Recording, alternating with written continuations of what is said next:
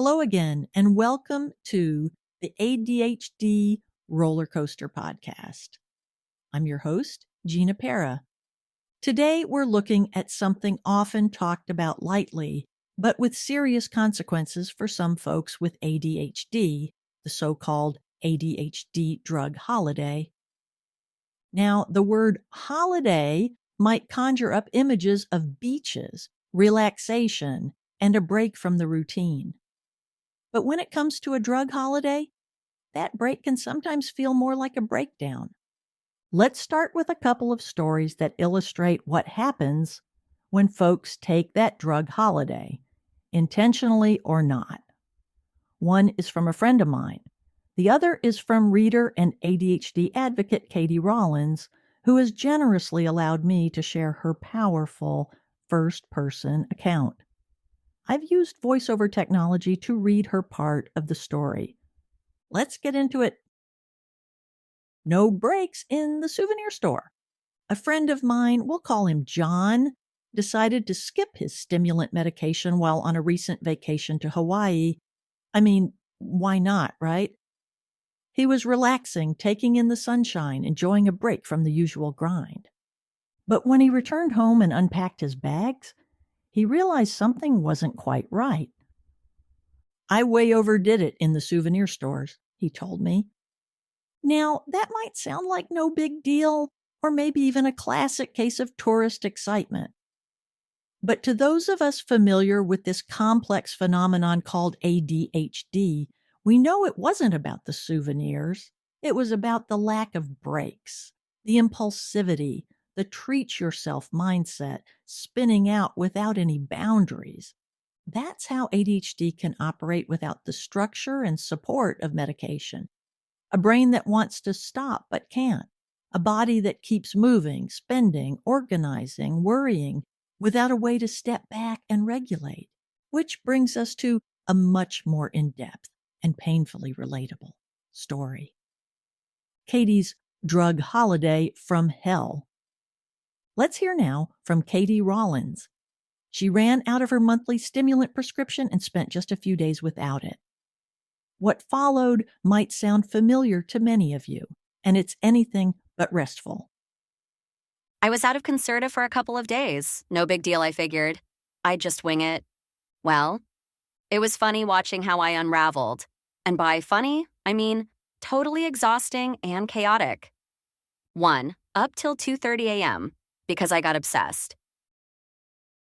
Not partying, not writing a novel, just completely stuck in a loop on a shopping dilemma online.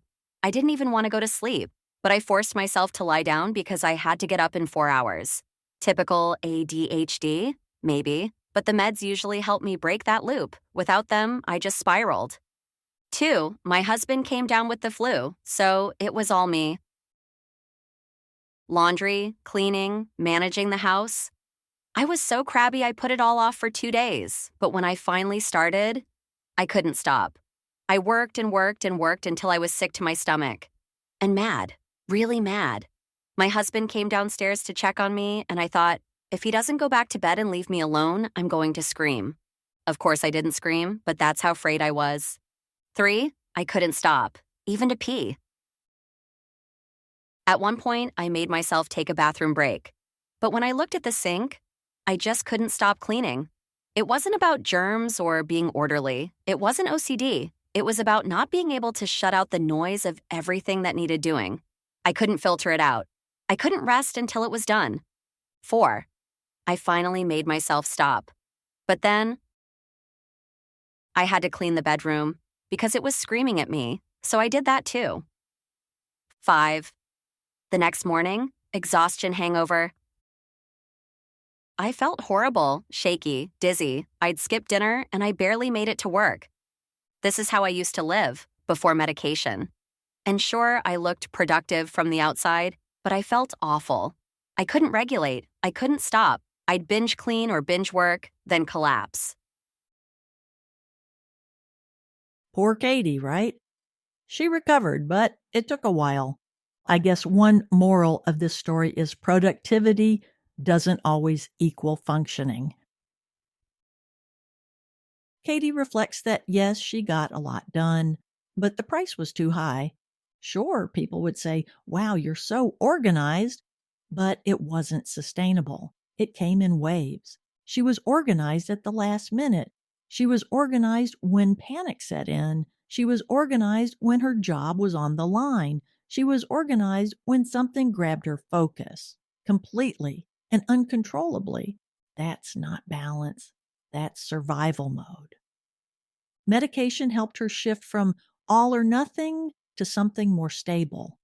She could choose what to focus on. She had more emotional bandwidth.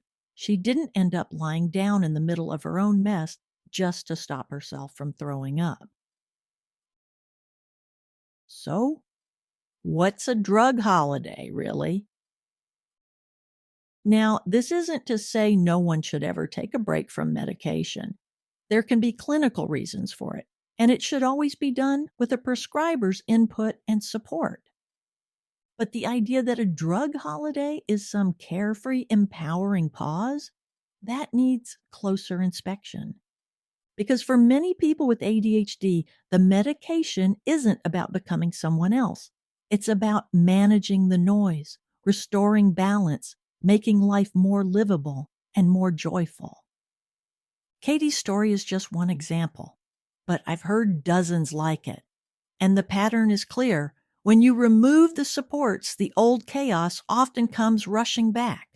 That doesn't mean medication is perfect. It means that for many people, it's part of the foundation that lets them build something better. Thanks for joining me for this episode of the ADHD roller coaster. If you've ever wondered about medication breaks or struggled with ADHD unpredictability, you're not alone. You'll find a link to Katy's full post in the podcast description, along with a related story, Our Lost Weekend Without ADHD Meds. As always, I'm here to help untangle the confusion and bring a bit of clarity to life with ADHD. I'm Gina Pera, reminding you to ask questions and demand better explanations.